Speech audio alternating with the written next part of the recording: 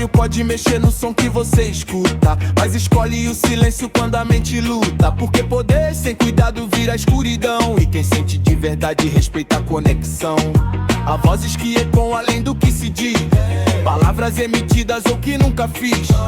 Cada vibração carrega a intenção, e mexer nisso é tocar o coração.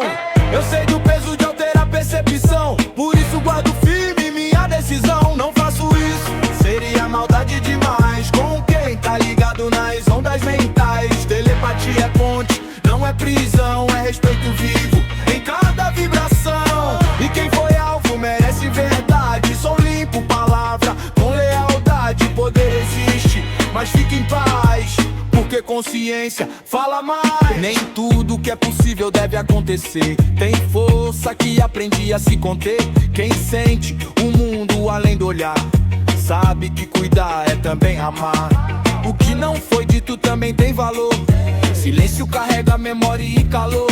Conexão não é jogo nem manipulação, é responsabilidade em cada ação. Se a mente conectar, que seja pra luz, pra erguer quem ouve, não quem seduz. O verdadeiro dom é saber parar quando a alma manda respeitar. Não faço isso, seria maldade demais com quem tá ligado nas ondas mentais. Telepatia é ponte, não é prisão, é respeito vivo em cada vibração.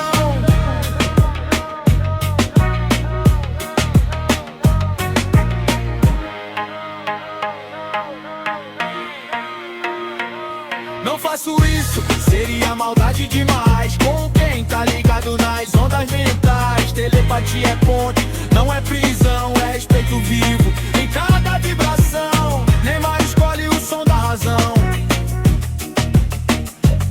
porque poder sem amor, não. Hip hop, é conexão.